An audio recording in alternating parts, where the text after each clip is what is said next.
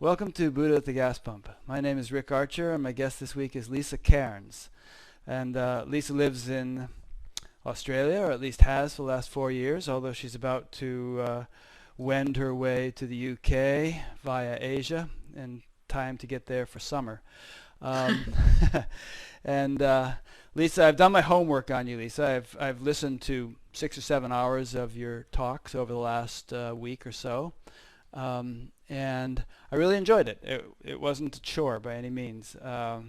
And of all the things you said, a lot of things. I mean, as you spoke, I kept thinking, oh, I would have asked her this, or I would have asked her that. But there's one thing that really jumped out at me a few times, and that is that you said several times, I'm offering a de-scription, not a pre-scription.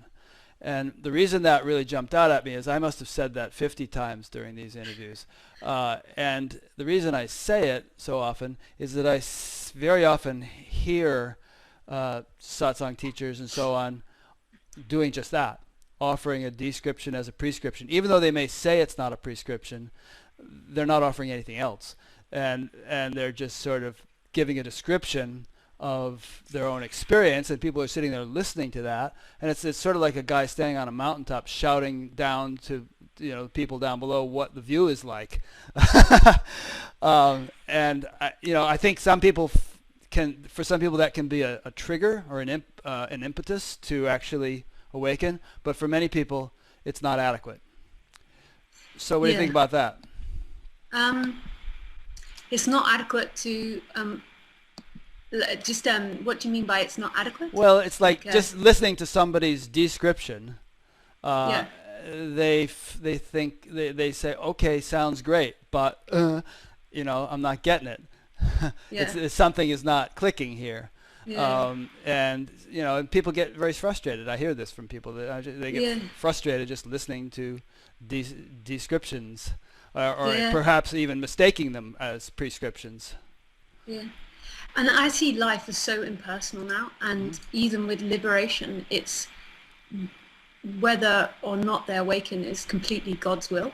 I don't know how you like to say it, whether it's God's will or it's life will. It's not even anybody's will, it's just the way it is. And I don't even see life really in terms of cause and effect anymore. However, I know that when you're in the story and when you perceive yourself in time and space, then you do feel frustrated and you do feel like you want a way to awaken, or you want things to do. And I don't see anything wrong with that either. I went to many a teacher, I love Adyashanti Muji, and lots of different teachers appear to give prescription, but life is always a description. Life is never really cause and effect. It appears that way when you believe you're a separate individual doing life, creating life, making life. But then when that begins to fall away, you see that life is just happening spontaneously. And from the way it's seen now, happiness is falling out of believing in time and space and cause and effect. And it's not living in the opposite of believing or there is no time and space or cause and effect. It's just really just this. It's like teachers, when I first started, teachers would say you've got to be in the moment. And it's not being in the moment, you just become the moment. And it's like everything else becomes irrelevant. So when I'm talking, if you're perceiving from doership, then you're and from a doer, then you're going to see what I say as prescription. You're never going to see it as description. You're going to see it as prescription, because that's the way your mind's working. You're believing in time and space, and it's not even you. It's just the way that's written at the moment is for there to be a belief that's a separate self that can do, create, and make life. About a week ago, before I started listening to all of your recordings, I read an article that I found really resonated with me, and I'd like to try to summarize what it contained and get your take on it. And it might even provide a framework for everything we discuss. And please bear with me, because it'll take me a couple of minutes to lay this out. And I apologize to those who send me nasty emails telling me that I talk too much, because I'm going to talk a bit right now. And you're absolutely right, I talk too much. But on the other hand, I talk just the right amount. And on the other hand, I don't talk at all. And that actually leads me into what this article contained, which is that life is structured in layers or levels, we could say. And we can hear examples from science, for instance, physics. We have the Newtonian level of physics, we have the quantum mechanical level of physics, and the two are completely dissimilar. And the laws of one do not apply to the realm of the other, but both are simultaneously true. And with regard to our life, our experience of life, there is a level on which causes have effects, and there's good and bad, and you might be passionately concerned about animal rights or ending child prostitution, or there's all sorts of things that we don't just dismiss as illusion or God's will if we are at all sensitive. They're things which need to be attended to, but then simultaneously there's a level on which it's all God's will. It's like everything is perfect, everything is divinely ordained and orchestrated. And then yet again, there's another level, and maybe we'll call these levels 3, 2, 1. There's another level on which nothing ever happened. There is no creation. There are no, animals or prostitutes or anything else. It's all just being. And the point of this is that all these things are simultaneously true, although paradoxically dissimilar. And you can't apply the rules of one to the other. And no one of the three negates any of the others. And a really comprehensive sort of realization, as I am coming to see it, incorporates all three simultaneously, and one can operate on all levels and incorporate the paradoxes quite comfortably. So when you say, so anyway, that's my wrap, and it came out a little bit shorter than I imagined, so I'm grateful for that. What do you think? That kind of, whether or not there are different levels or any of that kind of thinking, that's fair enough. There's different levels, different ways to operate. But if we're just talking about happiness and peace of mind, then there needs to be a cutting off of all the kind of the going out the mind does. So there needs to be a cutting, it's not that I live in non-doership or I live in no self. I don't live in anything. I just live as this. It's not like I have belief systems anymore. And so before, when I used to suffer, I used to believe I was a separate self doing something. And so it's not about getting to a new belief of not becoming or not being a doer, of not doing good things or bad things. That's all irrelevant. It's cutting all the other ideas that are there, living without any ideas. So all the concepts that I put forward, none of them are true, actually. None of them are true. It's just about picking out all the old concepts. I don't live in any concepts now. So even if you said, even if you asked me really personal questions of, and really quickly, it's best to do it quickly, of are you a self or no self, is there good or bad or any of that. It's I don't know. I don't know any of it. I just am this. And it's about seeing what actually creates suffering. And from the way I was taught and the way that I see it, is suffering is believing you're a separate self that can do and create life and needs to get pleasure and avoid pain. And as long as that dynamic's in play, there will be immense suffering. And so what happened here was I could never have done this. The separate self could never have done this. So there was a process in apparent time and space, in the apparent story, of a cutting of all these ideas. And it happened first of all intellectually and then experientially in my life. There were things seen here that cut off all the intellectual concepts. And then I was just left, just living, just being, just very immediate, without a second. And it's like the ideas of good or bad, there's no judgment of situations anymore. It just is. However, there's a preference of nice people rather than psychopaths. But I don't even really think about it anymore. So it's not about coming to a new way of intellectually looking at the world. It's about cutting off all those attachments to the intellectual way of living, or living through a second or an ego or mind or whatever you call it. So now I don't even know. I feel like I'm absolutely in awe and wonder of the world now. I have no answers. However, now teaching seems to come out of this mouth, and I seem to speak, but it's very new. I've only been doing it 6 months, even less than that maybe. See, I would say yes to it all. I would say you do have answers, but you don't have answers. Both are true. You do have opinions and preferences, but you don't have opinions and preferences. It all depends on what level you're talking about. I mean, you know, I'm sure you're an animal lover. I'm sure you have very strong opinions about animal cruelty, people who torture animals or use them for horrible experimentations and things like that. On some level, that concerns you. If you walked into an animal lab and saw that going on, the Lisa character would probably freak out. You wouldn't be able to stand it. But on another level, you would probably not be perturbed. There would be nothing, you know, there would be sort of an impersonality quality to it at the same time that there was the personal concern. And only if I was physically shown it now, I think. Yeah. Like if it was physically, if somebody was physically, if there was like seeing of animal cruelty, that would be the best to. I don't know if there would be thinking about it the rest of the time. Like, right. In other words, you would carry it around with you for weeks, maybe. But I would. But you would probably I didn't think about it by my like. I wouldn't even the concept. I don't think, or the thoughts wouldn't pop into my head the rest of the time. Oh, there's a spider on my foot. Off, spider.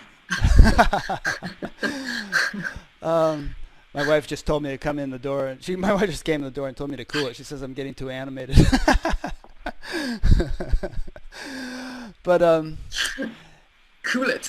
Okay, so we'll come back to this. So you said you went through a process and you saw a number of teachers, Adyashanti, and a parent process. Okay, and granted, I mean, all I'm talking about here in terms of level 3 and level 2 and all that, those are apparent. Ultimately, they're not true. Ultimately, it's all one. I mean, if oneness is if non-duality is the ultimate reality of things, then there can't be any duality. There aren't any trees or horses or people or anything else. It's all just oneness. And physics helps us with that. I mean, you boil anything down to its essentials in terms of physics, and you end up with just, you know, the vacuum state or unified field or, you know, superstrings or something. So it's a world of appearances. So I think we're on the same page with that. Yeah. Okay. So your process. I heard you refer to your teacher a number of times in your audios, like you were having tea with your teacher and all that. Who was your teacher? His name's Roger Castillo. He's not famous. No, he was Ramesh Balsekar's student. Okay, like Wayne Lickerman also. Sorry? Wayne Lickerman was also a student. Wayne Lickerman. Yeah, Roger was quite, knew Wayne or was good friends with Wayne. I met him a few times, but I knew Ramesh and Roger better. Mm-hmm. Is he in Australia? Yeah. So that's why I came out to Australia, was to live with him. He was also my boyfriend as well. Oh, okay. Good. And Ramesh passed me off to him. It's quite a funny story. Ramesh said to me, if you want peace of mind, you have to listen to Roger. And this is when I just started dating Roger, and I was like, that seems a little sexist, right?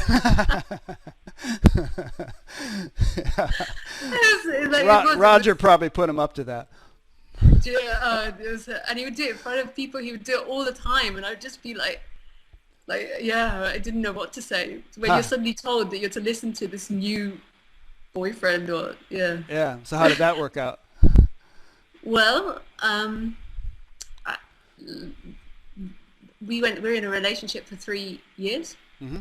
So 3 years. We broke up about 8 months ago, but it was more always he was like a teacher role, I suppose, than a boyfriend, because it's hard to it's in a way it was hard for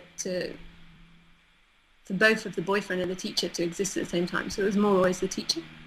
Yeah. Was he a lot older than you? No. Oh, 7 years. For some reason, I think of Ramesh Balsekar as having died a long time ago, and someone as young as you couldn't have hung around him that long. But maybe he died recently. I don't know. He only died 2 years ago, I think. Oh, okay. So it's like I was being with Roger for like a year when he died. Yeah. And then I'd met Ramesh a year before I met Roger. Mm-hmm. And you're probably going to tell me it's sort of irrelevant and it's just a story and all that, but I mean, did you spend a long time as a spiritual seeker? Was there a whole series of, you know, yeah. So tell us, would you mind just talking about that a little bit? No, that's all. Okay. So I started off in Buddhism, Uh-huh. but was always attracted to Advaita in Buddhism. I don't know, I'd never been into spirituality before that, but I'd always had this urge to understand suffering. It had always been such a strong, like I'd become a vegetarian when I was 8 years old. I was an activist, and it was such a strong pull to understand what was going on. And then when I was about 20, I got involved with a Buddhist group called the Foundation of the Western Buddhist Order, but I've heard they've changed their name now. I'm not sure what they've changed it to. And I was, as soon as I went, the very first time I got involved. I became a hardcore Buddhist for 5 years. Like, a lot of meditation and a lot of retreats, and kind of gave up a lot of my social life, a lot of friends, and yeah, just dedicated my time to that. But then I met a teacher very quickly who was in the Buddhist group, who gave me books on Eckhart Tolle and Adyashanti.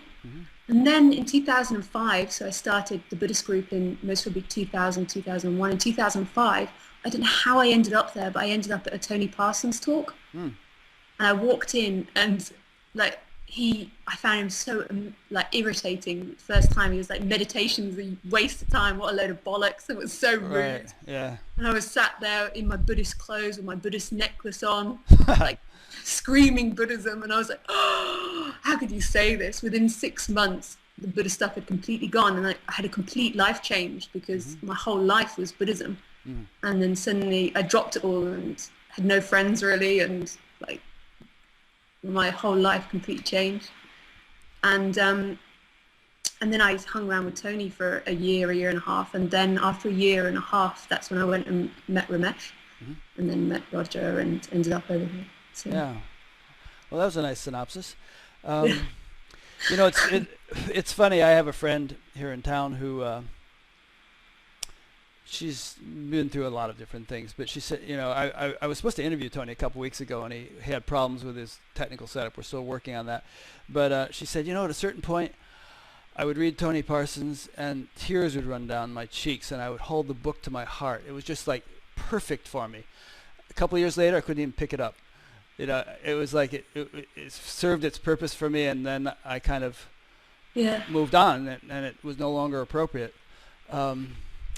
I kind of felt like what happened is that when I was with Tony, I had an awakening, but then, or when I was going to his satsangs and reading his books, and then I kind of found that what he intellectually explained to me over the next 4 years that I spent with Roger, living with Roger and Ramesh and going to India, it kind of acted its way into my life. Yeah. Like it showed up in my life. So it's like, first of all, it was intellectually understood, and then it kind of showed me how that was in life. Like it kind of, Yeah. I'm still reading his book, All There Is. I'm about 3/4 of the way through it, and I'm really enjoying it. But he's hilarious. Yeah, he's a character. I mean, I don't know. The book is excerpted from various talks, but every now and then he'll tell some dirty joke or something like that. Yeah.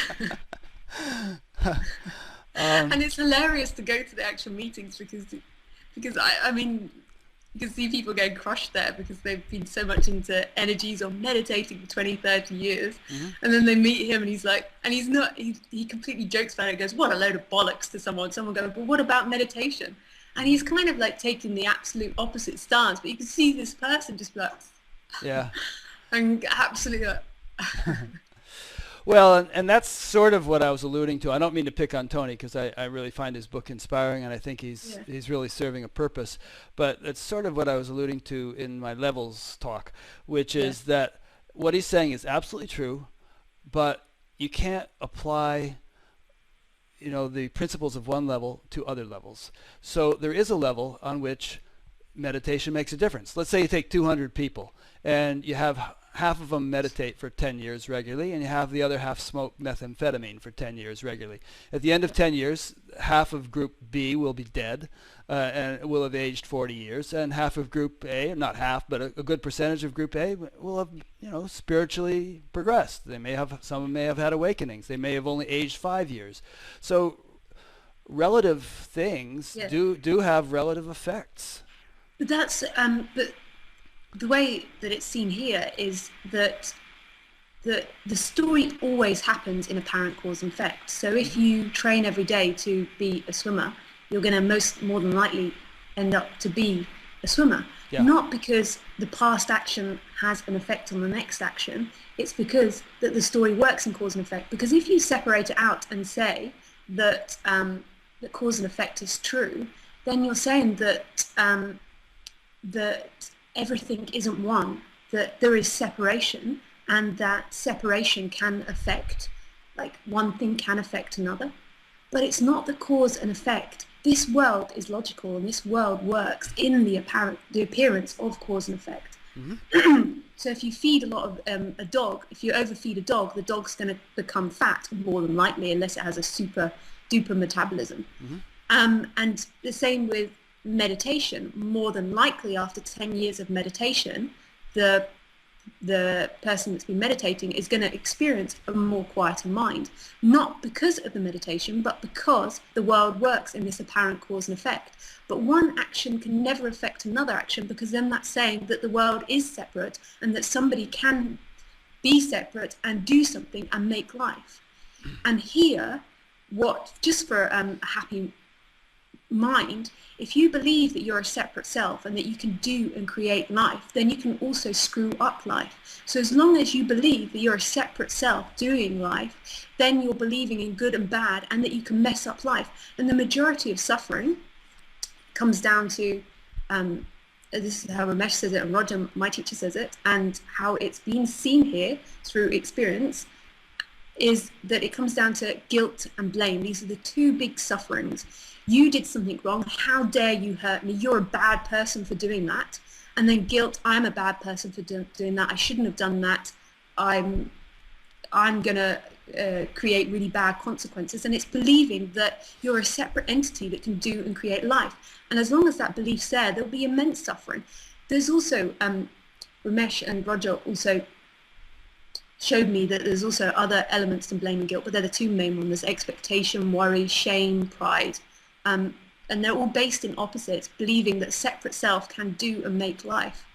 And the majority of people that I come up against, or come up against as in argue this, and I enjoy discussing it with them actually, I'm not sure if they the same opinion, but that really get upset about this, is they want to hold on more times than not, is they want to hold on to blame. They want to hold on to good and bad, being able to say that you did something to me and that you're a bad person for doing that. You did something, say, to the, you're cruel to animals, or they want to hold on to this dynamic because they believe that in making another person bad and blaming them, that they can in some way protect themselves.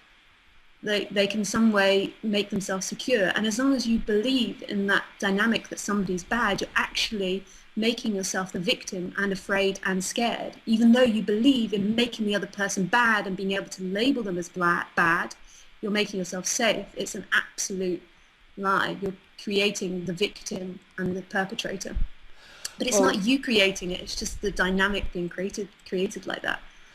A lot of times it's a matter of just, isolated perspective, just not appreciating the other isolated perspective. For instance, in the United States, the Republicans think the Democrats are bad, and the Democrats think the Republicans are bad. And there's a very great gulf in the political world these days between the two. It's very hard for the Congress to get anything done because nobody can agree on anything. But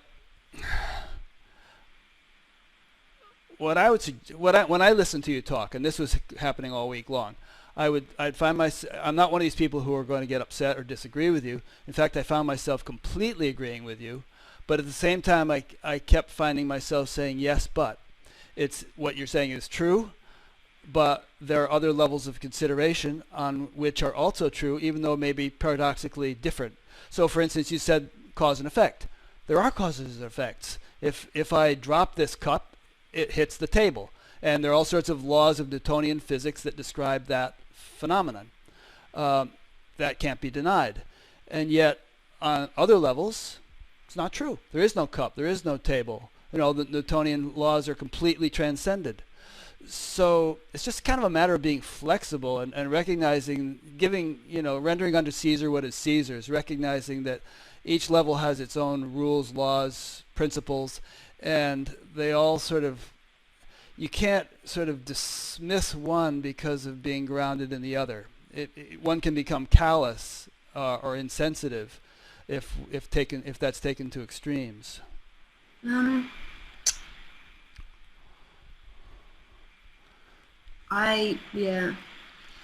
when you talk about levels, there is an acknowledgement, and I remember this being a great realization here, that there is apparent cause and effect, that this story is always going to appear in that dynamic. If you go around shouting at people, it's more than likely you're going to have people shouting back at you. Yeah. If you put your hand in the fire, you're going to burn your hand. Mm-hmm. But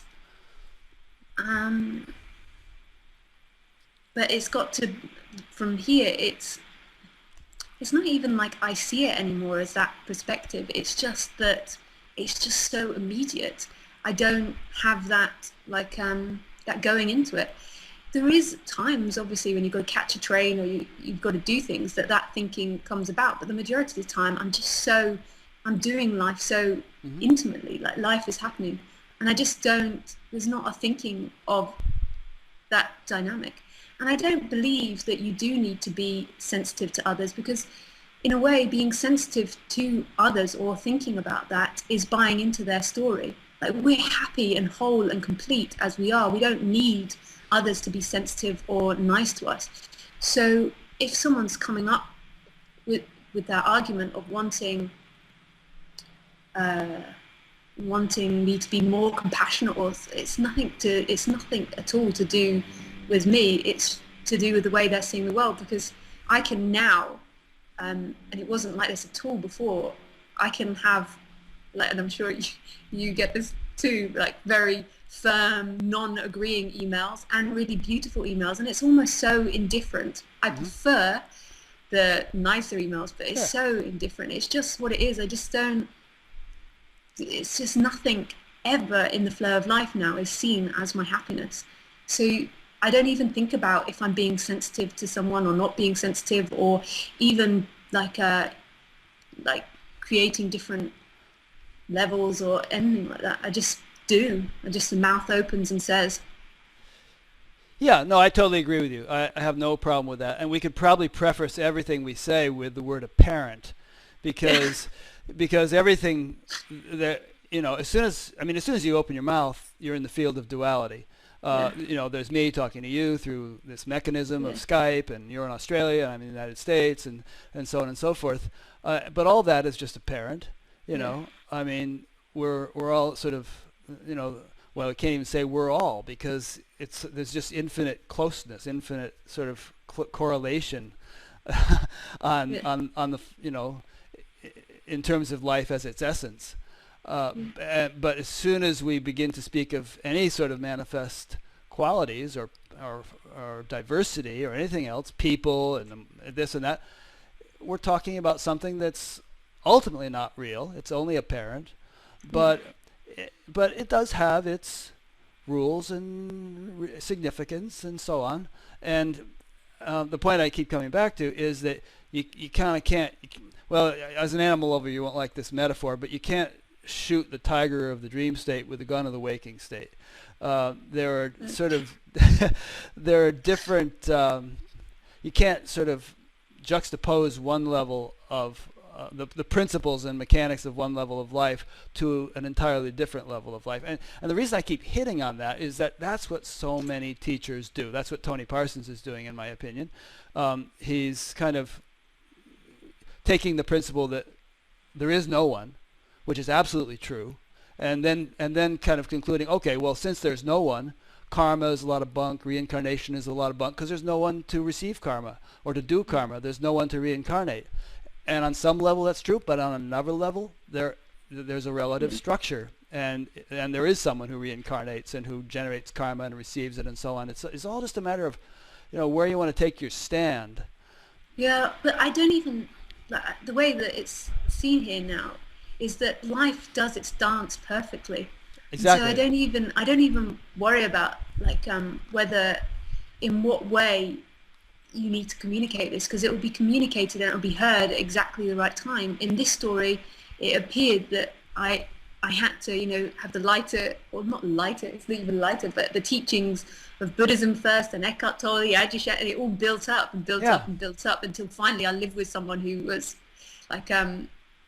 completely not involved with the story. So then it was so immediate. But it's like life will show you exactly what it needs to show you, and a lot of spiritual seekers that I speak with, they're constantly asking me what to do and how to do it, and how to get liberated, and that is the suffering. That idea that you need to do it and get it right. Life will show you exactly what's meant to be happening. It will, because it is happening.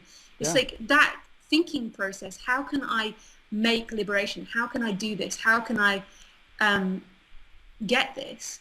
Is in the assumption that you've not got it, you're not it. It is what's covering it.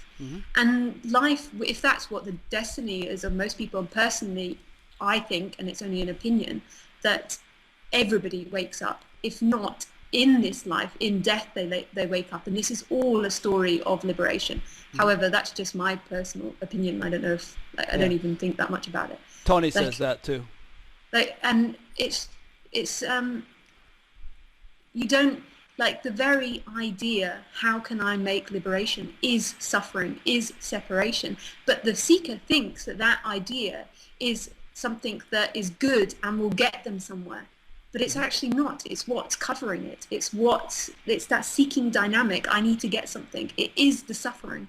I need to get somewhere. I need to do something. And I understand how that happens.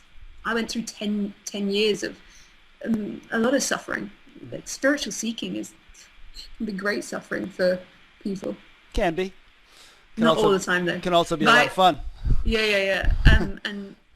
And I say that, Roger, he read for 2 years he read spiritual books, and then it was over. He just fell asleep a lot for those 2 years. He'd sit on the sofa, read the book, fall asleep, wake up again, read books. Sounds good. And that was it for 2 years. That was all. If someone pays the bills, it's fine with me. I'd do it.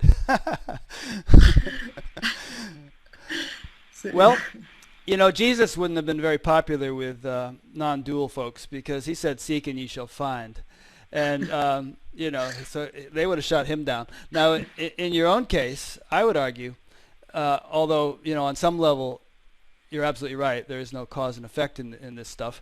But I would argue that all that stuff you did, Buddhism and Eckhart Tolle and Adyashanti and Muji and everything you went through, was actually instrumental in bringing you to a point where awakening could dawn. There's an old Zen saying, enlightenment may be an accident, but spiritual practice makes you accident prone. And it might seem absurd from the point of view of awakening. I mean, from the point of view of the sun, hey, I'm always shining. I don't care what those clouds are doing. Doesn't matter whether the clouds are cleared away or not. I shine, But to stretch the metaphor a bit, from the point of the view of the other side of the clouds, it makes a big difference whether the clouds are cleared away or not. So there are things which one can actually do, even though ultimately there may be no one doing them, which are actually conducive to realization. Things which culture the nervous system, things which destroy the nervous system, and it's not a popular way of talking in many non-dual circles, but that's the way I see it. Well, in some it is, but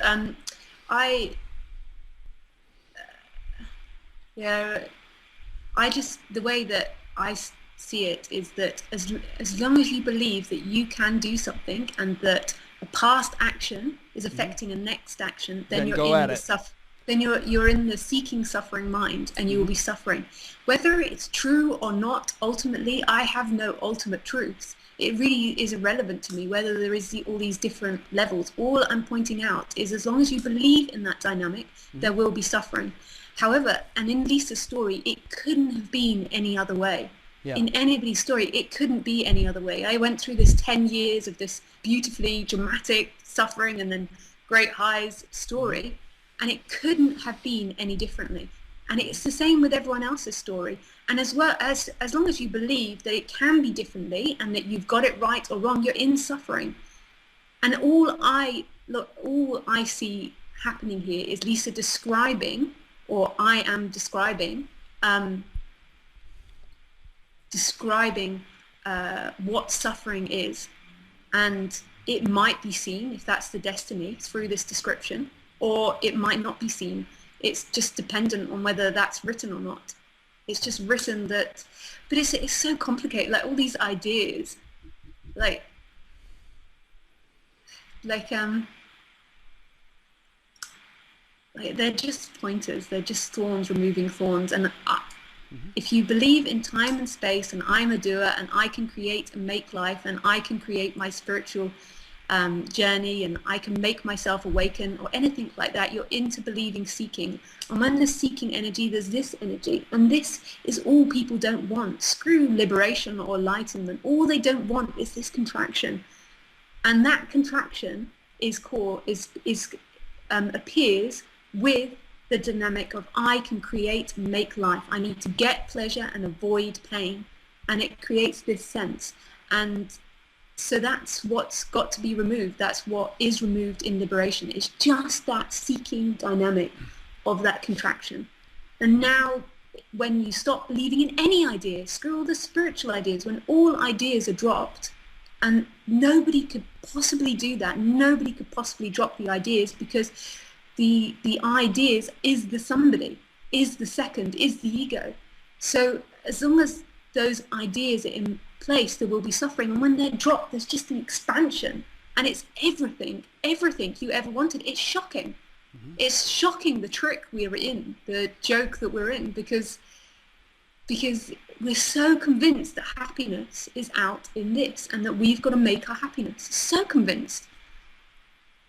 And that's the dynamic that stops, but nobody could ever stop that dynamic. For you, Rick, do you believe that you could stop that dynamic? For me, the word belief is not so relevant. I don't dwell too much on beliefs or non-beliefs. For me, experience is more paramount, and experience is the foundation of whatever one believes. If one's experience is that one is a bound, constricted, suffering individual, then that's what one is going to believe.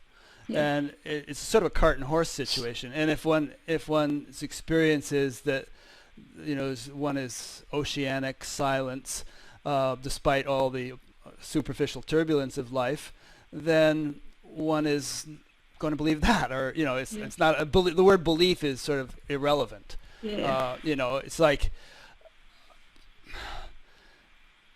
and of course, people arguing about what something that's beyond their actual experience, as most religious people do, and fight wars over it and so on.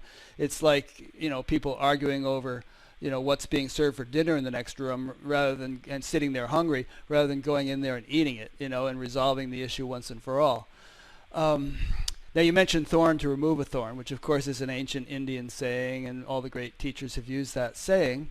And what they mean by it, to my understanding, is that, there are methods which can remove the so-called thorn of ignorance, but those methods are in and of themselves also thorns, meaning they're not ultimately real or true. Meditation, yoga, whatever you want to do, in a way, they have no ultimate reality, but they're useful. They're instrumental in removing the thorn of ignorance, which is why great teachers like Ramana Maharshi and so on actually encourage people to do whatever practice or whatever was appropriate for them, be it self-inquiry or whatever. And actually, it doesn't come up here for me to give anything to do, but I'm completely not against that, because whatever is happening, if the idea comes up to meditate, or the attraction is to meditate, or the attraction is to go and sit in yoga positions or anything like that, then that is absolutely perfect. That's exactly as it's meant to be. There's nothing wrong with doing those things.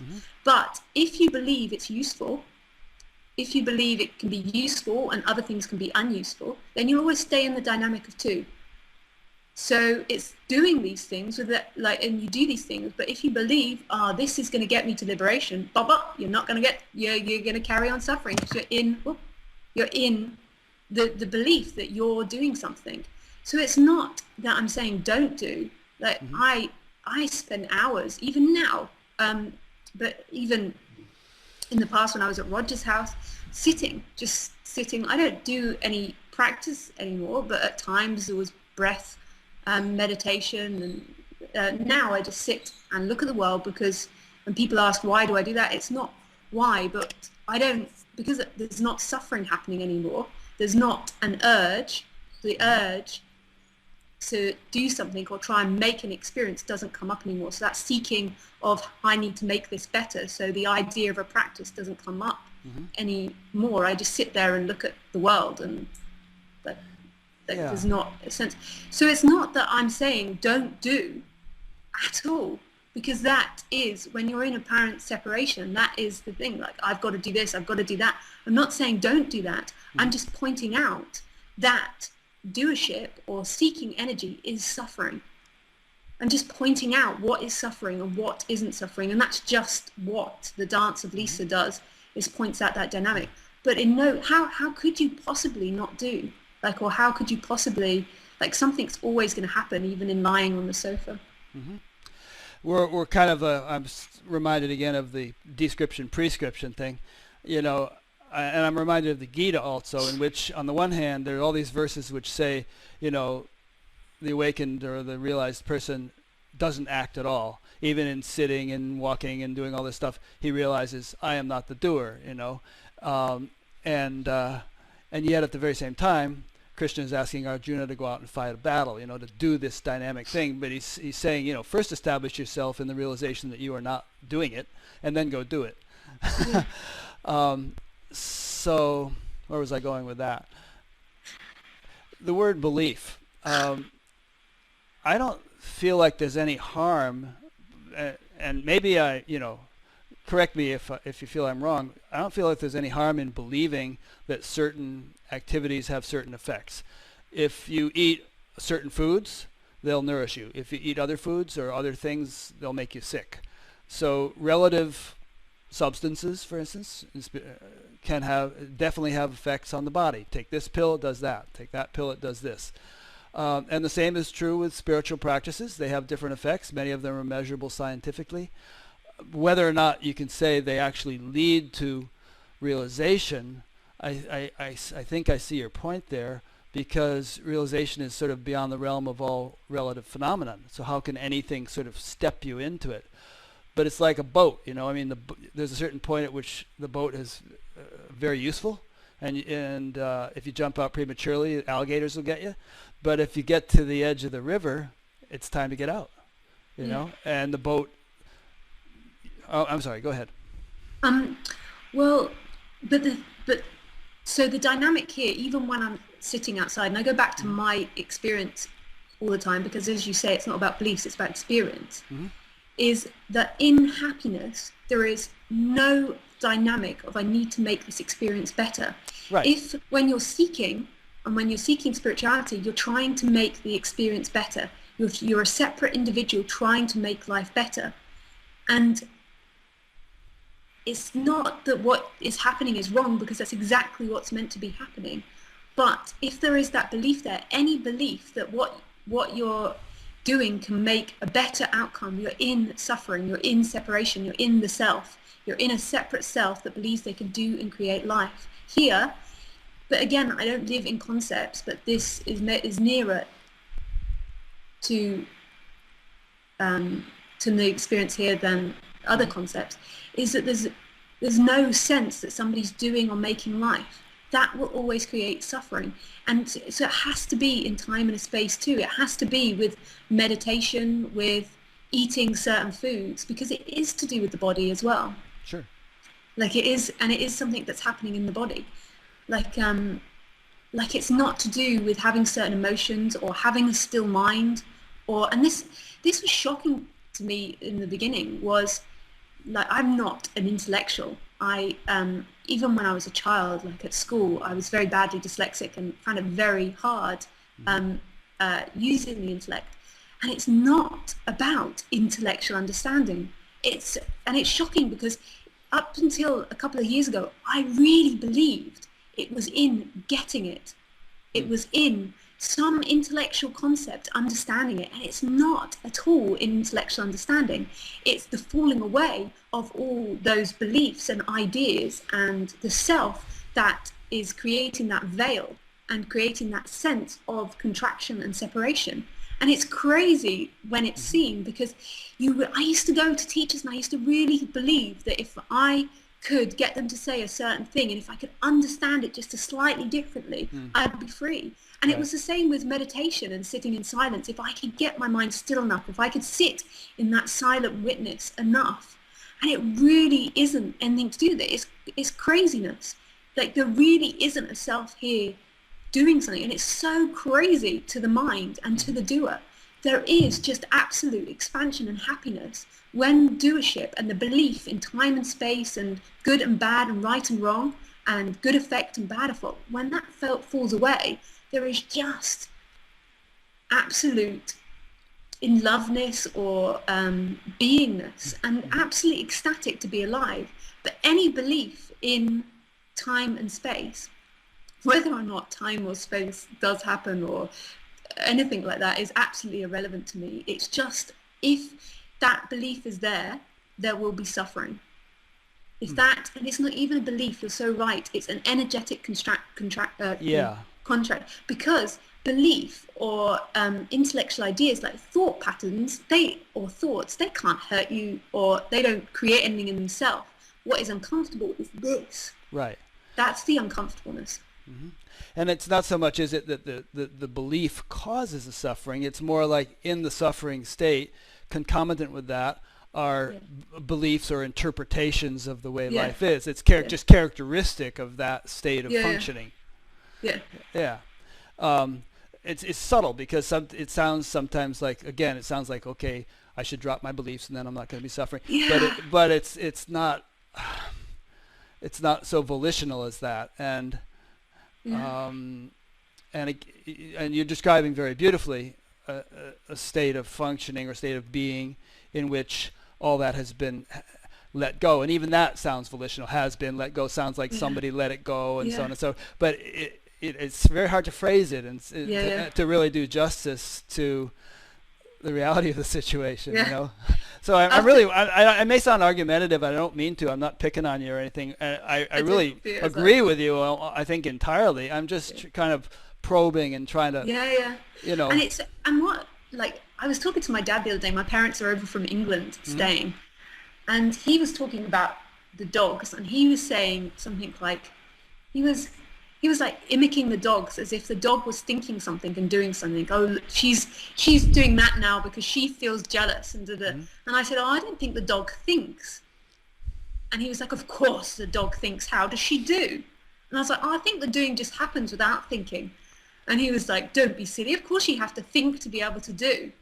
And I remember believing that the thoughts created doing. But it's amazing that all of this is happening so effortlessly and spontaneously, and without, you really don't have to think about anything. But thinking does happen, and appears to be a tool. Like, you put your things in your diary and you plan to go on the train, and thinking is a great tool, but you really don't need it. Life is happening so spontaneously without that intellectual interpretation. And I tried to say to him, well, did you think that the urge came first and then the thought next? But he was so convinced that it was all about thoughts, and you have to think something for it to happen. And it's so shocking to the mind. It really is. In a way, it's like the mind, or when I look back on this story, I always knew this in one way. And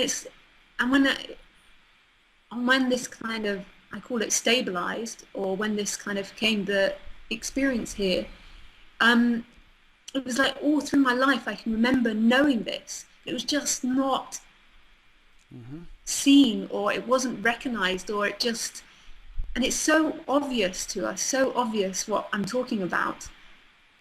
But when when the energy or the belief is in the mind and in the thoughts, then it's so easily avoided.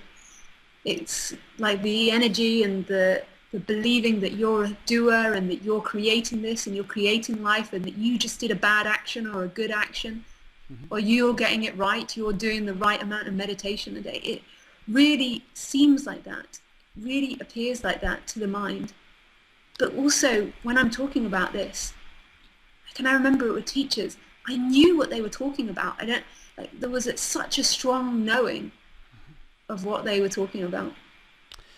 Yeah, I think everyone, not everyone, but a lot of people who listen to this stuff, it resonates because it's there. You know, there's an intuitive understanding because you're really just elaborating or describing their own experience. And perhaps, you know, there's some greater clarity, which is enabling the description to come out with, you know, some degree of coherence. And someone else might have trouble expressing it, but that, I think, in Tony Parsons' book, he said, you know, clear seeing is speaking to clear seeing, but, you know, on this side, the clear seeing might be occluded or overshadowed by some confusion or something, but there's an energetic resonance that takes place, and hopefully that energetic resonance will dissipate the occlusion, dissipate the cloudiness, and then there'll be clear seeing on both sides. Yeah. I guess that pertains to what you were just saying. It's effective, I think. Well, we kind of started out the whole interview talking about that. Is it really effective to hear somebody's de-scription? And I think it is, for the reasons we've just discussed, which is that that people already know this. And it's sort of like you're pointing to something that they're already experiencing and saying, and it's like turning the spotlight on it, whereas it had been getting ignored. You know what I mean? Yeah. And that kind of enlivens it. Yeah, and I just have to go back to this point. It's like it's only like I know what you're talking about. I remember what Tony used to say about seeing nothing and being responded to by nothing. And it's only it's not effective because somebody's doing something. It's just because that's how it's written. Like it's that's how life reads it. That you, like with me, living with my teacher for 3 years and living with Roger for 3 years, it appears that really diffused Lisa, or really diffused a lot of what was happening here, because every time I came up against wanting to blame him or something, or wanting to drag him into a drama, that didn't happen. And it was like, freak out. I need to blame you. I need to get you involved in why I'm unhappy. I'm unhappy because of you. Yeah. And so it appears that way, but not because there is time or space, or not because it's relevant, but because that's how it's written. Because life loves the story of liberation, of waking up, and keeps writing it in loads of different ways, and keeps writing these big dramatic, like my waking up process was so dramatic, traveling across the world, being in India, then moving to Australia and living in the forest and cutting off all communication with people for 3 years, and you know, but it's not because of that. It's because that's what was written, because that's the way it is, not because of the life doing it. Like, it's not because the separate self or somebody's doing something. It's because that was the way the story of liberation was to happen in Lisa. And it's to, like the same with Tony, that nothing comes up against nothing, and not because that's having an effect, but because that's how, I like saying God, I like the word God, but I don't mean an individual entity, but show you what people know when I say God, because of God's will. I perhaps I'm very happy with the word God, and we can maybe talk about that a little bit. But Well, just refer to Tony, and out of respect for him, I really appreciate the guy. I had a lot of trepidation about interviewing him for a long time because I kept hearing things from people. I even had one guy who got in touch with me and wanted to be interviewed the week after Tony because he said he hated him so much and he wanted to rebut everything that he said. And I said, nah, I don't think so. But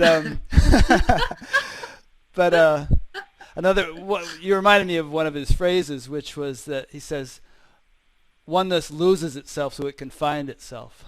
And it's like this game, or this lila, as they call it in the Vedas. There's this play.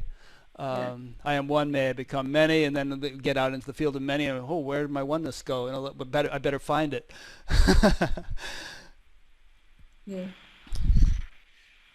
Let's talk about God a little bit.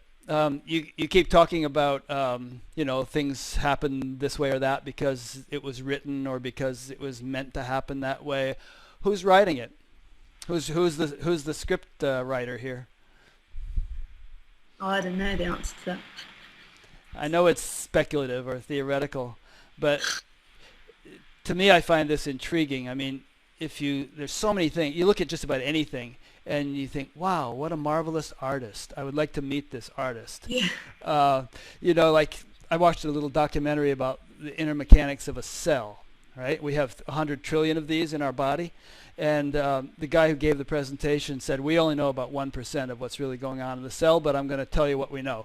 And he went on to give this incredibly beautiful graphic description with all kinds of animations and everything about how an individual cell is as complex as a modern huge city.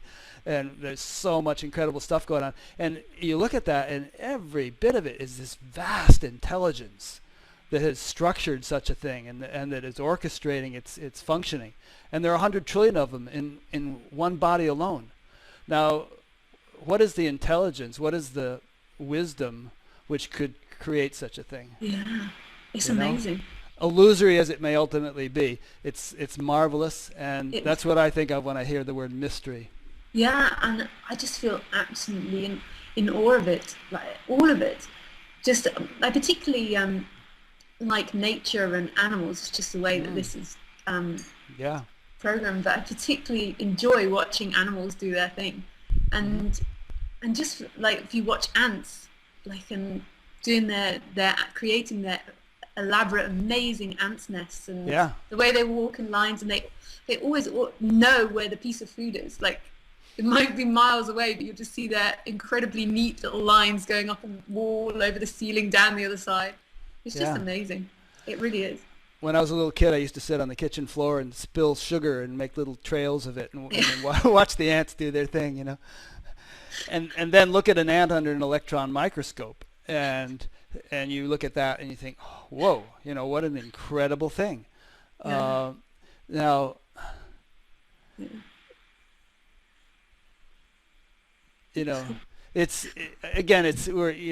for me at least, I'm speaking of something which is beyond the realm of my experience, but I see it as a sort of a destination in a way. And there are many saints who have spoken this way, who have sort of had this yearning for God, or and have really, self-realization was a done deal. But what is the the artist behind this beautiful artistry? That I want to know, and that eventually has been realized, by these people. Yeah, I don't really have the urge to know, but I feel absolutely in awe of it. Yeah. And when I think about it, when I try and think about, my mind just goes absolutely boggled. But I don't spend too much time thinking about it. When I say no, I don't mean intellectually no. Yeah. I'm not talking about get it all figured out intellectually. Yeah. No. Yeah. It's more of an experiential merging with that. Yeah. Which gets me onto a theme that I often bring up in these interviews, which is that, as I see it, and as many people whom I've interviewed seem to see it, Adyashanti, Gangaji, many others, there is no end to this. Sure, there's an end to seeking. If by seeking we mean the sort of unfulfilled, desperate, gear grinding yearning for satisfaction or happiness or inner realization, that ends, that falls away. But then what? then the adventure continues to unfold. There's continual refinement and exploration and maturation. Someone was saying this to me the other day. Well, I know, I think you know her too, Karen Richards. I was talking about this with Karen Richards. So all I talk about, and this is what Roger says as well, like all I'm talking about is the end of seeking, which I call suffering. And then after that, there seems to be a lot of energetical shifts and things that change in the body-mind organism. But all I talk about is the end of suffering, that end of that contraction. Yeah. Then, and Karen was kind of suggesting, and other people I've talked to, then there's a deepening of it. I didn't see it as a deepening. I just see it very, I just look at the suffering bit, because I don't have any extraordinary experiences that you hear other teachers talk about reading people's minds, or even walking through walls, or whatever it is, or light travel, or going into the future, anything like that. And I don't even think about it, or anything, or experiencing, like Vishrant. He was telling me that he has this thing where he comes in contact with people, and he calls it the download. I don't know, I didn't finish his interview with you, but I don't know if he ever spoke about it with you, where he downloads people, and he feels like he comes in contact with them, and then these big, like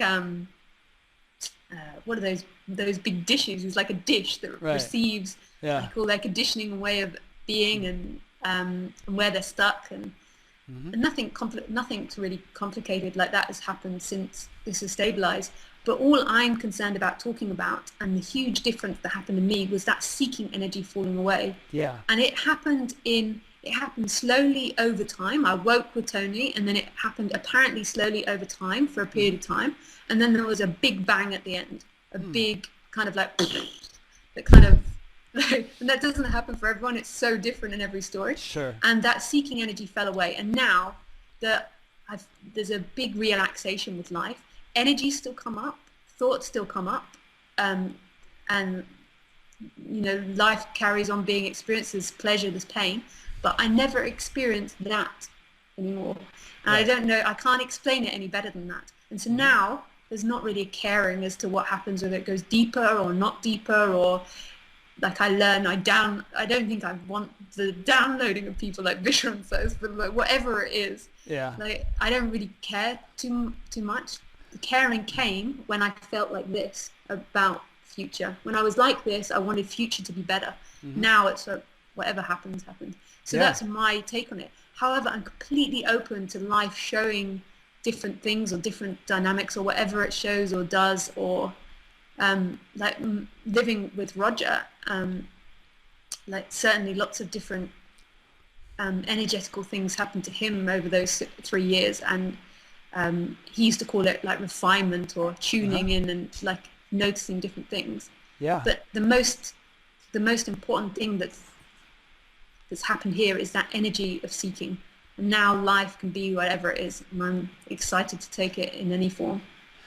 That's great, and you're a wonderful exponent of that. And who knows what you'll be saying 10, 20, 30 years from now. It could be, a different completely story. Different. It could be, because even in 6 months, like I think somebody played me back something that I'd said right, and I was like, oh, did I say that? Yeah, right. Yeah. But I repeated something I said 6 months ago, and I was like, yeah, forget that. Let's just talk about what I'm saying now. Yeah, no, what you're saying now is great, and everybody has their niche. I mean, that's why there's so many teachers out there and so many people speaking, and everybody, and they all have their little clusters of people that resonate with them. Yeah, and this is something that if the attraction is to somebody that gives apparent prescription or says it like this, then that's exactly what's meant to be happening. This is just a song that Lisa sings, and if you're attracted to it, it's because it's exactly what's meant to be heard now. Exactly, like it's not that, because I really don't see other teachers as wrong. Like I know that Tony Parsons is, and I love and respect, he'll be like I remember once when I was like, but what about, I was so in love with Eckhart Tolle when I was younger, and I was like, what about Eckhart Tolle? And he was like, what a load of rubbish this guy speaks, or something like that. I can't remember exactly what he said, and I was like, oh, and I don't have that sense. I don't have that sense that any of the teachers are wrong, or that I'm right. I just see it working perfectly as it is. That's exactly what people are meant to hear. And I don't even think that Tony's wrong for what he says, because it's exactly what the Tony songs sing. That's his song. And I totally agree with you. And I would extend that to fundamentalist Christian preachers and, fundamentalist, Islamic imams and, and atheists and whoever's telling their story. They're just kind of like one little niche in the in the machinery, one little cog in the whole cosmic play. Yeah. And which is not to say that there aren't qualitative differences, but, a person sort of gravitates toward what resonates with them, and when it no longer does, they gravitate towards something else. Yeah. And actually what I gravitate towards now is laughter. Like a lot of the time, like when I was on a retreat a few years ago, and there was this guy that used to, I won't say his name because if he's listening, he used to sit and tell jokes to people in the corner and just laugh his head off. And he would love it if someone would just sit for hours on end with him telling jokes, and he would wet himself, and it was like hilarious to watch. I can't say his name, but he's in the corner telling jokes again, and everyone would be like, And I remember sitting in a conversation, and I joined in, and they were saying, oh, he's obviously covering up a lot of stuff with the laughter. He's obviously, and everyone was talking about his psychology and about, how he was repressing. And now, if somebody's telling jokes in the corner, I'm off. That's where I'll sit myself. I love to laugh. And it's not that I think that this is a component at the end of suffering or the end of seeking. I think it's to do with the way that the body-mind's programmed, and this body-mind really enjoys animals, laughing. I quite enjoy talking like silly not silly conversations, but quite fiddly now, like quite lightly, and it's just what I enjoy. But I completely understand this guy in the corner now telling the jokes, and he would do it for hours. Yeah. And I could see myself just sitting there doing that with him now. Well, I kind of enjoyed it listening to your talks where you'd be, going on with some serious Vedantic thing, and then all of a sudden the dog would come in the room, and you'd be, oh, bunny, and then that, the goo-goo talk would go on with the dog for a little while, and then you get back to the serious Vedantic talk. A lot of fun. And of course there could be someone, equally as realized as this guy who loves to tell jokes, who would consider that totally frivolous and would rather be in the other corner having serious discussions about metaphysics or something. It's like we all have our own wiring. Yeah, and Roger, my teacher, is like that. He's very much like Ramesh, very heady and very intellectual, and he will debate this subject for hours and hours and hours, and he loves intellectual conversation. I should interview Roger. I'd sound like I'd have fun with Roger. Yeah, and Roger is great at talking about this. Yeah. We used to joke together. He used to say, you'll never talk about this because you've not got that mind.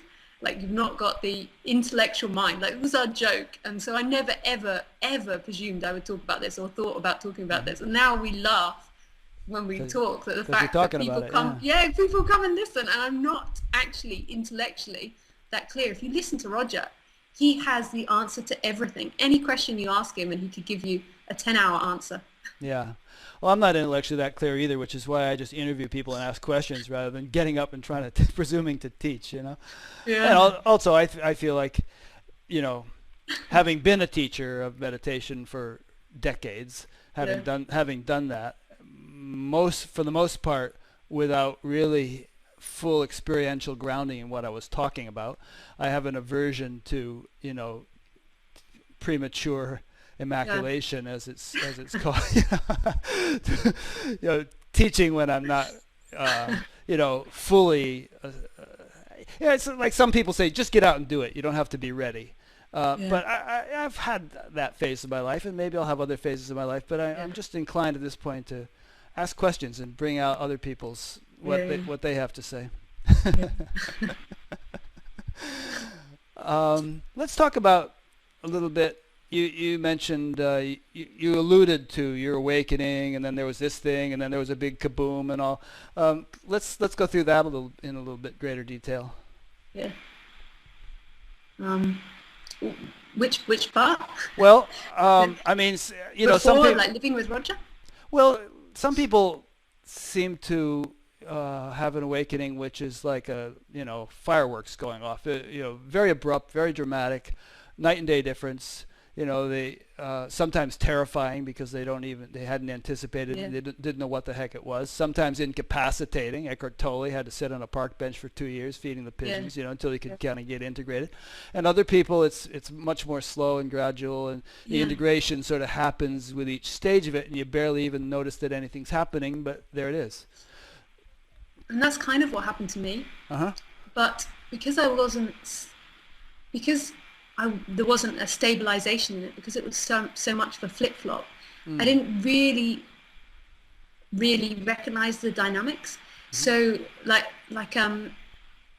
keep thinking I'd keep having the attachment to maybe it was out in the world, and I wasn't 100% clear as to what was happening. And there was a lot of flip-flopping. There was a lot of going into really deep suffering and then real expansion. And then when at the beginning of 2011, I split up with Roger, and it was actually more of a, he woke up in the middle of the night and was like, "It's time for you to leave now." And I was like, in the middle of the night? It was maybe about 11 or 12 at night, and I was like, hope he didn't send you out the door right that minute. And it was, no, he didn't. He gave me a couple of weeks. Oh, good. But he was like, "It's time for you to go now." And I remember being like, no, it's not time for me to go now. It's not time for me to go now. And he was like, "No, it's time for you to go now. Like I've had the feeling that things need to change." And I was like, a lot of fear came up, but a lot of the thought kept coming back when the students, and it's so it's not really true. This is just what happens in the story. When the student's ready, the teacher kicks them out. I could never have. It didn't feel like energetically I could have left Roger. I was so attached to him, not as a boyfriend, but as a teacher and as knowing, and it was quite mortifying, like him saying I had to go, but at the same time there was this, life does what it does. That's what has to happen. So I got on a plane to Bali. And Not a bad place to go and lick your wounds in Bali. And I'd spent 3 years in the forest with him, and in that time a lot of my friendships have fallen away, my job, my house in London.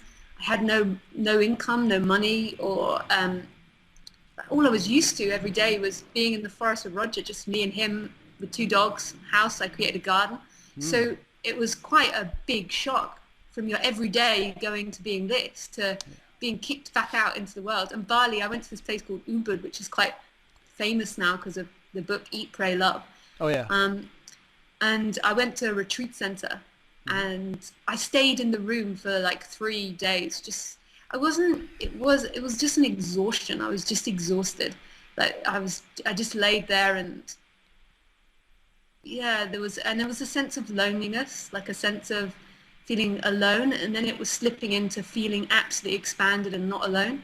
But I felt so exhausted by that flipping, feeling not alone and expanding, and then it being taken away and feeling absolutely contracted. It was just, the character of Lisa was exhausted, and it just couldn't even get out of bed. I just ordered room service, and there were thunderstorms outside, and it was very, very dramatic. And then one day I got out of bed and went and sat in a cafe, and I started looking at the waitress, and I was like, wow, she's beautiful. And I'm I don't mean sexually, I just was like, wow. And then I looked around the room, and I was like, wow, this room is beautiful. And I was overwhelmed by the beauty of everything. And I didn't notice there was a difference between, there was no concepts going on of this is different to how you normally see the world. So I took myself for a walk into these gardens, and I looked around. It was like all the plants were shimmering and shining. It was so dramatic. And I was like, wow. And I was absolutely in awe. And then I remember seeing this guy, and he was smiling too. And I was like, oh, he can see how amazing this is too. And so I had this big smiling session with this random guy, and then realized that he was actually mad and that I should move on. It was just, it was so dramatic. And then I saw a dog dying on the street. And this was always the sensitive story for the animals. And I looked, and I was like, wow, this dog is dying, but it's being kissed by God. It's every part of God is supporting it in his death. It's not suffering. I can't explain it intellectually. No, you're doing it. That's good. Yeah. And then And then I was walking around the streets and there was petrol fumes and loud cars. And I was absolutely just knocked over the head by the beauty of everything. Just like even the poverty, the dirt, everything was just overwhelming. And I'd known this all along, like I'd been going in and out of this, but it was just that it had never, and it's not, that's dramatic. I'm talking, that's not how it's like, there was like that was just dramatic because it was the first seeing. And that went on for the whole time I was in Bali, and I was there for a month. And it was like I was walking around like a space cadet. And it was absolutely shocking to me that I could talk, that talking was happening, that like interaction was happening. It was, all of it was shocking. I didn't know how I got from one place to the other, but yet everything ended up just perfect. I was still alive. I was still paying the rent at the place. And then I had a conversation with Roger, and I didn't mention anything to Roger. Like there was no urge to tell anyone about this. And Roger said, do you want to house sit for me for the next 3 months? I'm going to go away for 3 months. So I went back to Australia to house sit for him. And yeah, and it's just kind of carried on, but it's not as dramatic. But I don't get used to it, but it's just not, like, that was just dramatic, the whole, like, it was just shocking at first. Yeah. But now it's like, it's in a way, I'm absolutely in awe with it all, but I'm not shocked like I was before. Like it's not so dramatic because at first the contrast is really... Yeah. Like you do get used to it. I mean, that's the way human beings operate. They get used to things, you know. And there is a sense of like of awe still. The sense of like there's still that sense of like, wow. Yeah. Or it's the best way. So that's how it happened, and now it's the difference between what I was a couple of years ago and now is like the characteristics. Like even Roger, who's so logical and like just he's so different from me and the way I express it. Like he's shocked at the difference because in him it wasn't, the difference in characteristics and personality wasn't so shocking. Like it happened in a couple of years and it was very natural. Yeah. The difference in this being was huge because there used to be the story of victimhood and feeling victimized to life and very low self-esteem and contraction and like always not feeling good enough, not feeling like I could explain myself. And it's huge difference character-wise to the personality of Lisa. That's great. Yeah. And it's worth repeating that it's, in case anybody listens to this and feels that they should anticipate that same sort of thing, that it shows up in as many ways as there are people. Yeah, and like for Roger, it's just so funny. Like he was just the absolute opposite. It was just that he fell asleep a lot, and then one day the suffering dynamic had stopped, and most of it seemed to fall away while he was sleeping. Like, yeah, and Ramesh. I think the story of Ramesh is that he didn't even know it had happened. For weeks or something. I don't really know the story very well.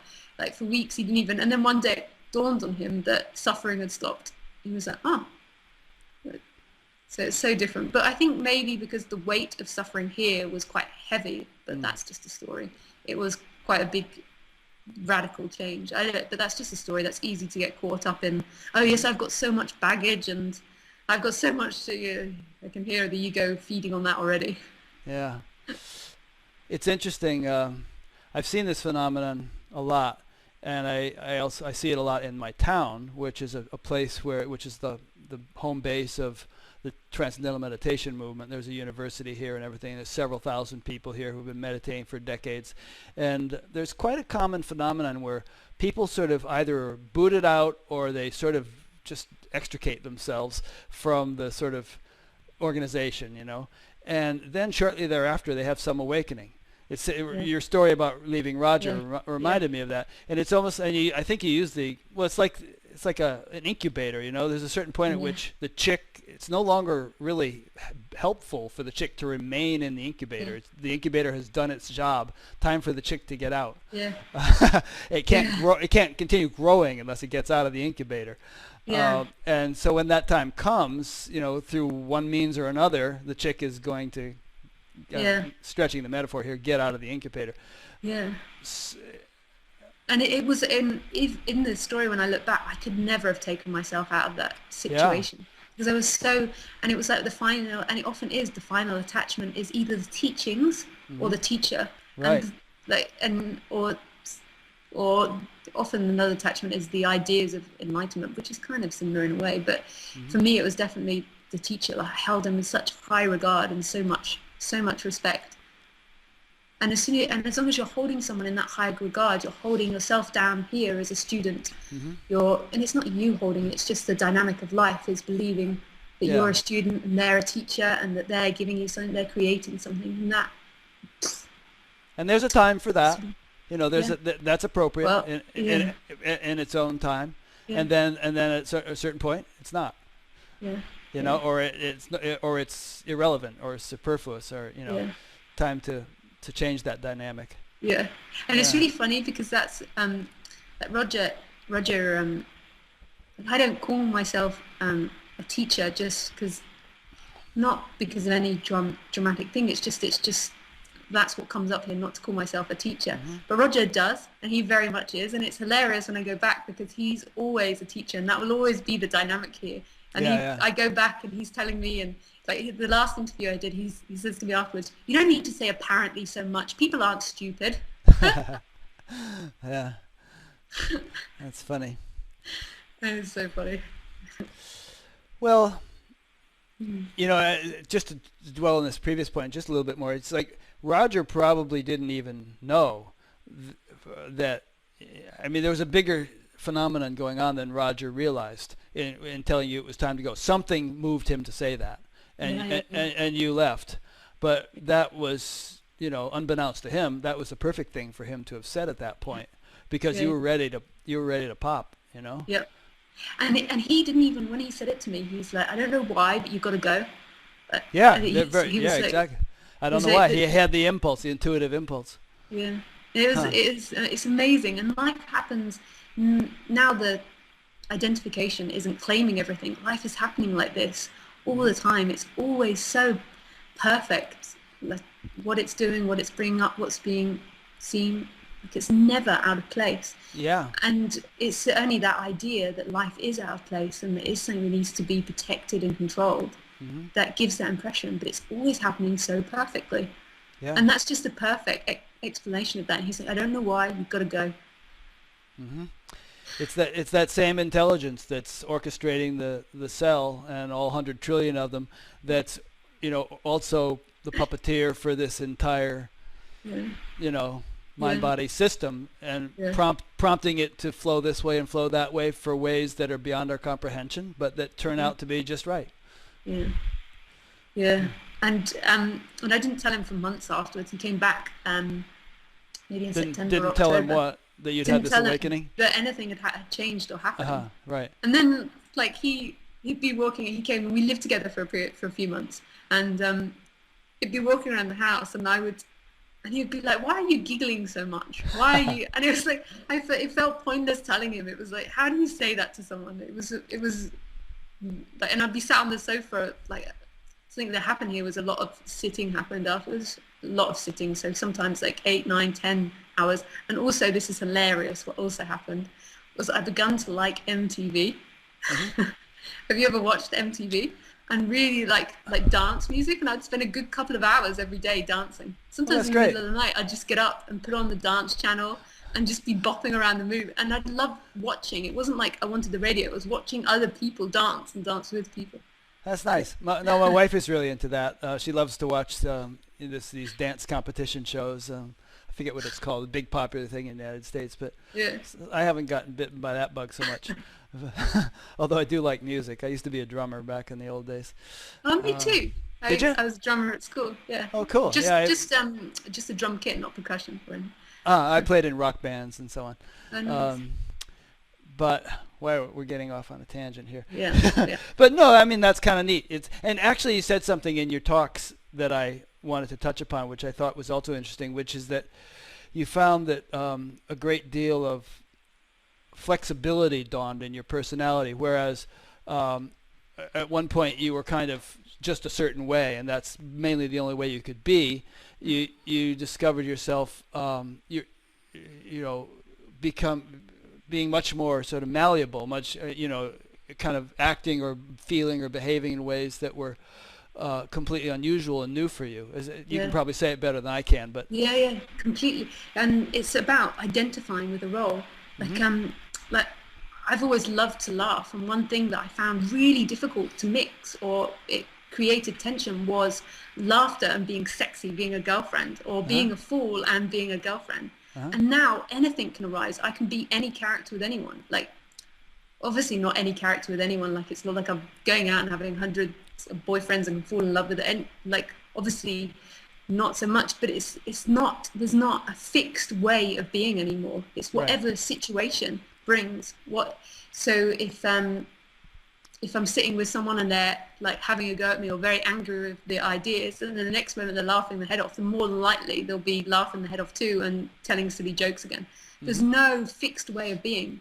Like, there's no, and it really, the fixed way of being, the idea of self, is just another idea of something that will create pleasure. Like, I'm going to behave like this, and it's some warped idea that will create you more pleasure to behave like this, or to be like this, or you'll avoid pain, you'll avoid uncomfortableness. And it's so warped to have all these perceptions, or not warped, but just creates so much suffering. I need to be like this, I need to behave like this in this situation, or be like this in this situation, and all it's trying to do is get the maximum out of pleasure. And whenever you're buying into that dynamic of maximum amount of pleasure, there is such a tight contraction in the body. And really, life is just a game that can be any role, anything. And this is why I don't like saying I'm a teacher, because I can also be the friend, the wally, the laugher, the very serious person at the same time. It's whatever comes up in that moment. It's just being flexible and free to what is being expressed through this body-mind mechanism. And also not being, so also if the teacher role falls away, there's not attachment to it either. Or if the sexy role falls away, there's not attachment to it either. So when it falls away, it's a very natural falling away. Like, there's not that clinging to it. So no, it's good to hear. And because, I mean, a lot of times in certain spiritual circles, it's argued that there really is no practical benefit to awakening, that it just sort of is what it is. But, I've seen many cases where it really has facilitated a blossoming of a person's personality, a much greater richness and adaptability and flexibility, which is just what you were describing. It's like you use this gesture, it's like when one is like this, then you kind of, there's a rigidity, you're kind of locked into a certain constrained way of being, and when that's relaxed, then who knows what comes up. And I had Rupert, I listened to a talk with you and Rupert the other day, Rupert Spira, and he was saying something along the lines, and I'm sorry, Rupert, if I'm misquoting you. He said something that you become fully a human, fully, like something like this he was saying, and I really understood what he meant. Like, being fully alive to what is. You can express yourself in every single way. There is absolutely no restriction. So this is quite funny, maybe inappropriate for the poor lady it happened to yesterday. My mum was sitting at a bus stop, and she was watching this lady cross the street, and she had a big puffy skirt on, and she had a really nice top on. She looked very 1950s, and beautiful makeup, beautiful hair, and the lady had really high heels on and tripped over, and as she tripped over, the skirt went over her head, so her pants were shown as well. Now, to an ego, to a separate self, I can imagine that would be mortifying, because she's got the setup that I need to be this pretty 1950s-year-old girl. I need to act a certain way. I mustn't make a fool of myself. I've got to come across as proper. I mustn't let my boyfriend ever see me in an unelegant position. All these ideas of self, all this dynamic going on. And so I'm sure, and I might be wrong, to her, she was absolutely mortified at this happening, and this was just awful. Everybody saw her butt with her skirt over her and just flat out and sprawled. And when my mum told me the story, I was laughing. It wasn't that I was laughing at the woman. I was laughing at the ego, that how it creates this. Like yesterday, I met somebody in the past. They'd found me over the internet, and they were like, "Oh, you live in Perth? Can I meet up with you?" And I went and met and spoke to them. And apparently, I tripped over the wall when I was talking to them and like fell over the wall, and I don't even remember this. I don't even remember falling over the wall. There was no, I most probably just got up, laughed at it, and didn't think twice about it again. This lady that fell over, if she's heavily identified with the ego, I'm sure in 20 years she'll still remember falling over with the skirt over her head. And it's about like all these ideas, these second ideas that you think yourself as. I've got to behave like this, I've got to be like this. And it's all because you think that behaving and being like this will create the maximum amount of pleasure for you, the max amount of payoff. And it's so untrue. There's no comfortableness in, I mean, there can be some highs of pleasure, but there's no comfortableness in trying to pretend to be a certain way. That's so uncomfortable. It's so restricting, and like, and it's not somebody doing it. It's just the dance of the ego. And it is, in one way, it's terrible amount of suffering, but it's also hilarious. Like, particularly when you watch kids, when they're just, their ego's just beginning to grow, and they're just beginning to learn nice behavior, but they've still not quite got it right. So, and they're just beginning to learn that you mustn't hit a kid, but you can hit a kid when no one's looking. You mustn't hit a kid when there's teachers or people looking. Right. But when there's no one looking, you can give them a good thump. Or just when they're beginning, the ego's just beginning to learn how to behave. It's a hilarious dynamic. But it's, I mean, like, it's also immense suffering if you take it personally or believe it to be you. Yeah. You've probably heard that Indian expression of impressions, and how, you know, line on stone, line on sand, line on water, line on air. Have you heard that metaphor? No. Well, it's like, you know, we have experiences, and if we're kind of like this, then the nervous system is rigid, our psychology is rigid. Something happens to us, and it's like a line in stone. That line, it stays there for a long time. Like the lady falling over in the street and her skirt going up over, you know, she'll remember that 20 years from now. If there's, you know, less constriction, then it's more like a line on sand. It makes a line, but then it washes away. Or maybe even less constriction, line on water. Less constriction, line on air. It's like the experience happens, like you falling over the wall. Don't even remember it. It's like, you know, that you could be embarrassed to this day over that experience, but it just sort of passed through. On to the next thing.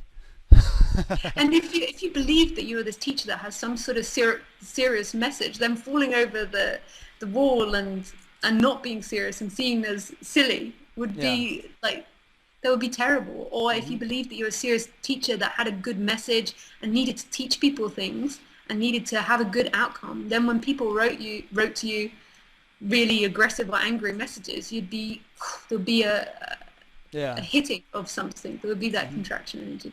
And it's amazing that everything the ego thinks it's getting from striving over pleasure, that trick, that dynamic, it's never what it actually wants is the end of all that dynamic. And it's striking. What it's always going for is all these pleasures, and yes, I'm going to get my happiness. And it's all, if all of that went and all of that seen through, this is what it wanted. That this is everything, like everything it needs. Yeah. Everything. There's the analogy they use of if a person is, let's say, a pauper, then every little gain and loss is a big deal. You know, you gain $5, it's like, whoa. You lose $5, oh my God. You know, but if you're a multimillionaire, it's like you could gain and lose thousands, millions, and it would be, okay, no big deal, because you have that kind of bedrock of wealth, which is just not influenced by the little fluctuations. So I think it pertains to what you're saying. There's a bedrock gets established of inner fulfillment or, you know, contentment in a substantial way, which isn't significantly added to or detracted from by, you know, circumstances on the surface of life. Yeah, completely. And again, that's a de-scription. Yeah. We're not telling people to try to behave that way. You know, nothing bothers me. You know, I don't care. That would be hell if you tried to do that. Yeah. That would be very unnatural. But it's something which develops. You know. Cool. Well, I saw you had your cat on your lap again. I did, and then she just wanted to go out, even though it's only 36 degrees out there, Fahrenheit, but she wanted to go out for a few minutes. So I let her out. And we haven't had the dogs this evening, but they often come through during these interviews also. I was hoping they would so I could kind of introduce them to you. What sort of dogs are they? One is a Corgi mix, and the other is a Blue Heeler mix, which is also called an Australian cattle dog. Yeah, yeah. And they're both rescue animals that we got through one way or another. So they're great. Okay, so I think we should probably wrap it up. Just because I don't know, get that feeling at a certain point in the interview. We've covered a lot of ground, and it gets a little long for people if we go a full 2 hours or so. But this has really been enjoyable, as I knew it would be, having been listening to you all week. And I apologize if I seemed sort of aggressive or something and hitting you with all those questions. I just sort of was percolating on them while I was listening to you all week, and thinking about how I wanted to discuss that with you. And from my side, it came out great. I just feel like you gave great answers, and we covered a lot of ground, and I hope you feel that way. And and I didn't perceive that at all. Okay, good. And, you should hear some guys that I speak to as soon as they get on the phone, like the questions. So you do phone consultations with people, or Skype consultations, or both, or? If people want to chat. I now it's getting a bit harder to fit everybody in. So now I try to say it's better if you have like a real burning energy, not just wanting to call up and chit chat, like a real burning energy or burning question to talk. Because otherwise it's too many people. Right. Do you charge money, or do you accept donations, or what? It's a bit of both. I have a standard donation, but I'm so open to it's not about the money. Like, obviously I need to live, but if you're living in India, then $50 is huge. And even if you're earning very little money, then $50 is huge. So wherever people are at, they just need to discuss it, because I feel like it's important for people to understand that it's not taking up my time, but that I only have a certain amount of time. Yeah. If I don't have infinities of time. Yeah, there's 7 billion people in the world. Yeah. And so charging is a good way, because then even if they don't pay, it's knowing that there's it's using time or something. Because I found at the beginning I was just talking to everyone. It was just too much. Yeah, I mean, I sort of did a similar thing. I'm not setting myself up as a teacher or answering questions or anything, but people would want to call up and chat with me, and for an hour here and an hour there. I work full time. I do this. I have, wife and dogs and life. And I said to one guy, I'm sorry, I don't mean any offense, but if you can sort of pay me for my time, I'll actually be able to do this even during work hours, but otherwise it's difficult. And he said he'd have to think about that. Yeah. But that's understandable. So do you have a website that people can go to if they want to? Yeah, I do, actually.